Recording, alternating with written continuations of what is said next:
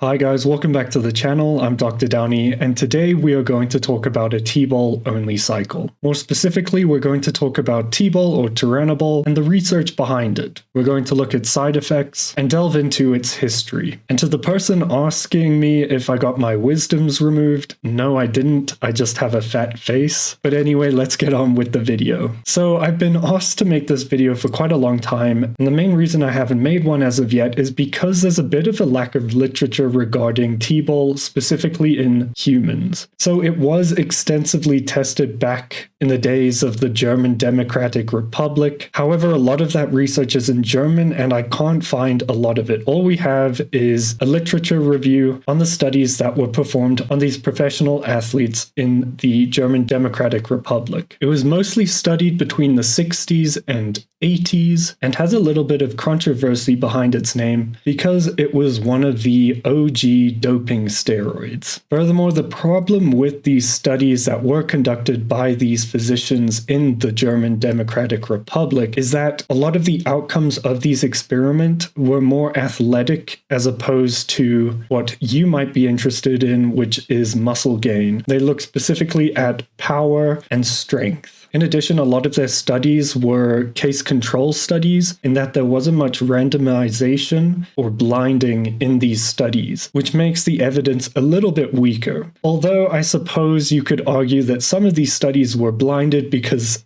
a lot of these athletes thought they were just taking vitamin pills prescribed by their doctors, when it turned out to be oral Turinabol. Another issue is that the doses reported by these physicians were not kept to by the coaches. It was commonly reported that coaches had disobeyed instructions from these physicians and used higher dosages than what was prescribed. Again, they didn't really look at blood work and side effects. Their main aim was to look at how this could benefit their athletes. And unfortunately, because of this, a lot of female athletes experience virilization. Virilization essentially meaning they got deepening of their voices, body hair growth, acne, a more prominent jaw, typically all of the features you would associate with a male. Again, it's difficult to use these studies to guide our knowledge because oral Turinabol wasn't the only steroid that was used. There's a whole list of different steroids that they used prior to competitions. They'd actually stop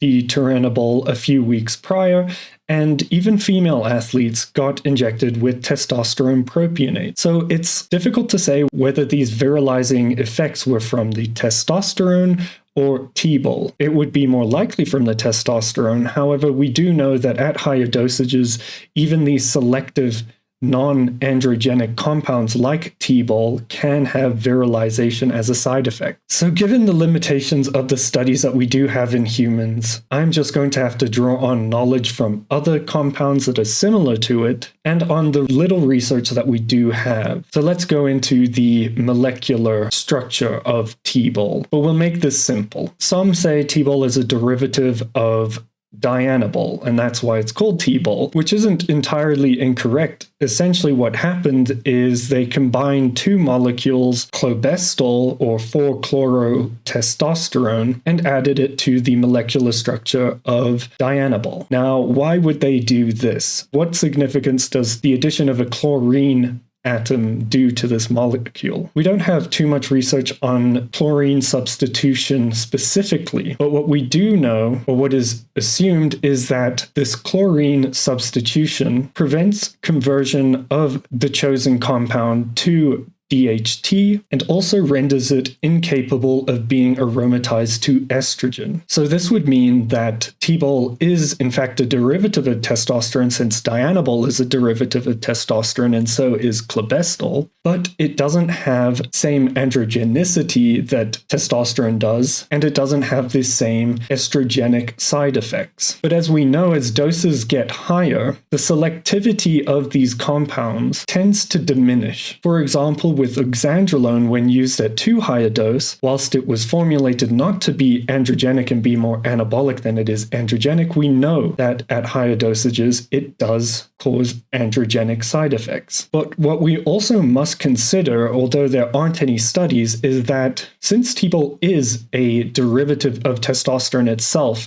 but has this chlorine substitution. What we've seen in anecdotal reports is that Tbol does seem to act like a DHT derivative at higher doses, which means that perhaps this chlorine substitution does not completely abolish its conversion to estrogen, which means that perhaps it could have estrogenic side effects at higher dosages, although this is more unlikely due to where the chlorine substitution is. After ingestion, it tends to peak in your plasma or blood at around 3 hours post-ingestion and remains in your system for about 16 hours. This is why most common dosage recommendations require you to use the androgen daily, and this is what they did in those studies done in the GDR. Most of the metabolites are excreted through the kidneys, and what is interesting to note is that when it was used IV, it bypassed first-pass metabolism by the liver, and nearly 60% of the Tbol was excreted through the kidneys. This is not the metabolite, this was the active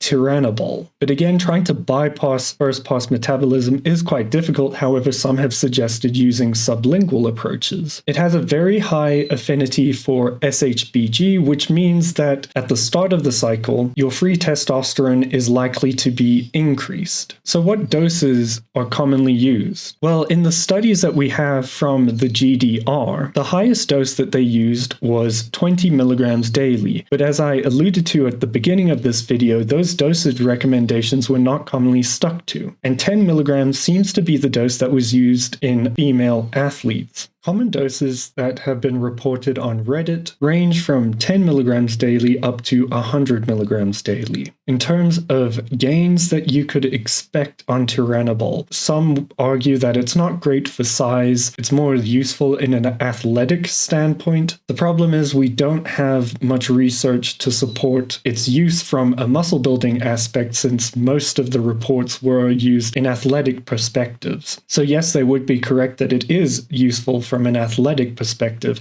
but that doesn't necessarily mean that it wasn't good from a muscle building perspective. Strength noticeably increased, power output also increased, but perhaps those on Reddit are correct and it might not be as good for muscle gains, in that only 23% of the athletes reported increase in muscle size and total body weight, and most of the reports came from women. Again, since these studies were done in athletes, drastic changes to one's body weight is not desirable, since a lot of your performance comes from knowing how to use your body and its current weight, and therefore bulking was not instituted. Now let's look at durations. In these studies, the durations were actually kept between 4 weeks and 6 weeks. They did not extend that point. However, as I mentioned, they didn't only use Tbol. What they did in these studies is they ran a Tbol cycle and then bridged to the competition with testosterone propionate, since it would not be detected. In fact, when a dose of 200 milligrams of testosterone propionate was used weekly, the ratio that is used to detect the use of exogenous testosterone was not skewed with these dosages. And if we look at these studies, most of the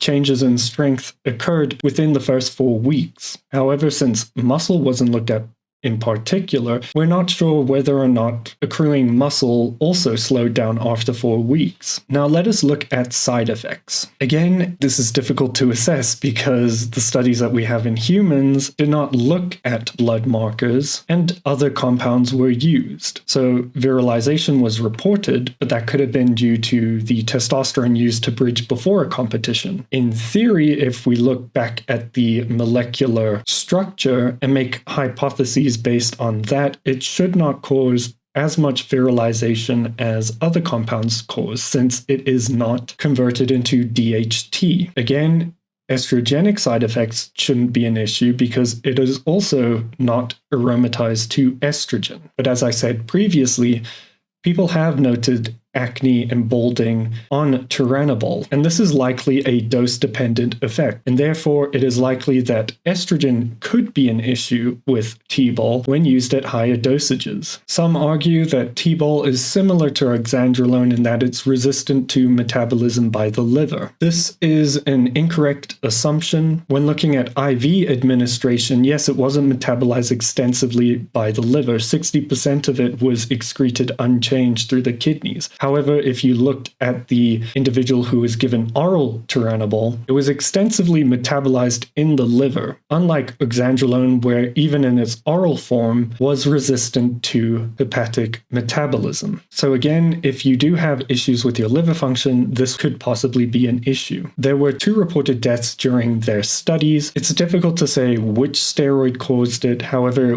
both of the cases were due to liver failure. We don't have any data on suppression. However, we can expect that an exogenous androgen would cause suppression like other compounds. Since it's not converted to estrogen and DHT due to the fact that its half-life is quite short, perhaps suppression might be less. But again, we don't have data. A common side effect that people report on forums are back pumps from Turinabol. Since it is an oral steroid and metabolized by the liver, you could probably expect your lipid panel to be skewed when using it. Perhaps even less so than DHT derivatives, and this is purely hypothetical since it does not convert to DHT. So in summary, the research on Turinabol or Tbol is limited, which means that we have not fully elucidated all side effects. There is a dearth in high-quality trials done in humans, and I'm not sure if we will have any studies coming out on Tbol in humans in the future. However, it is an interesting compound. It's not a DHT derivative, it doesn't convert to DHT, and it doesn't aromatize. We don't have too much data on its anabolic capabilities, but we do know from the data that we do have that it is very useful from an athletic standpoint. Since this is a video about Turinabol, some might want me to comment on one of the more recent studies done in 2021 that showed oral Turinabol interacts with this enzyme 24-hydroxylase, I think it is, in the brain. And this enzyme is important for converting cholesterol into a more soluble form of cholesterol and exporting it out of the brain. And some postulate that since Turinabol blocks this enzyme, that there would be a buildup in cholesterol, and this could potentially have negative long-term side effects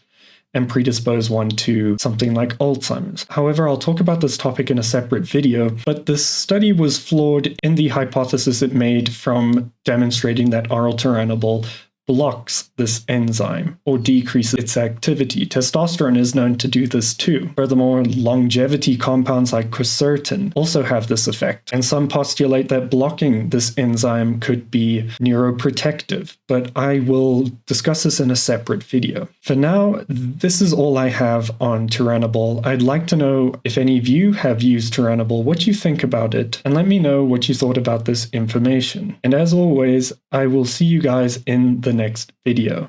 Thank you for watching.